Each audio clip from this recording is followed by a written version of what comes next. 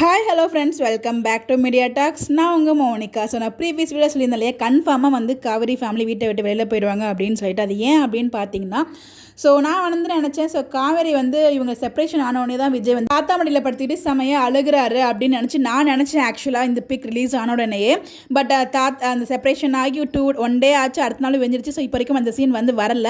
So அவங்க சாரதாமா வந்து நான் வீட்டை காலி பண்ணிக்கிறோம் நாளைக்கு அப்படிங்கிற மாதிரி சொல்கிறாங்க. நம்ம அந்த ஃபோட்டோ குமரன் விஜய் 2 பேரும் சண்டை போடுகிற ஃபோட்டோக்கு பின்னாடி வந்து பார்த்தீங்கன்னா அந்த டெப்போ வந்து நிற்கும்.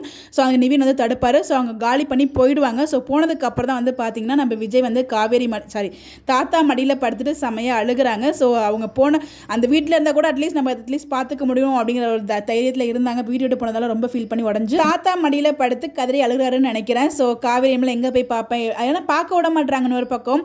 ஸோ அந்த ஒரு ஃபீலிங்கில் தான் அவங்க வீட்டையும் விட்டு போயிட்டாங்களே அப்படிங்கிற ஒரு ஃபீலிங்கில் தான் செமையாக அழுகிறாருங்கிற மாதிரி நான் நினைக்கிறேன். என்னோட ப்ரெடிக்ஷன் தான் full and full. First guess பண்ணது அந்த செப்பரேஷன் ஆன அன்னைக்கு நைட் அழுவாங்கன்னு சொல்லி அன்றைக்கி நைட் தாத்தா வந்து அட்வைஸ் தான் பண்ணியிருப்பாங்க. ஸோ அவரோட தப்பு உணர்த்திருப்பாங்க. அதுக்கப்புறம் தப்பு கேட்க போயும் அங்கே வந்து தாத்தாவும் பேசியும் அங்கே எதுவுமே நடக்கலைங்கிறப்போ ஸோ தாத்தாவுக்கும் வந்துட்டு என்ன சொல்கிறதுன்னு தெரியாமல் ஆறுதல் சொல்லிட்டு இருக்காங்க.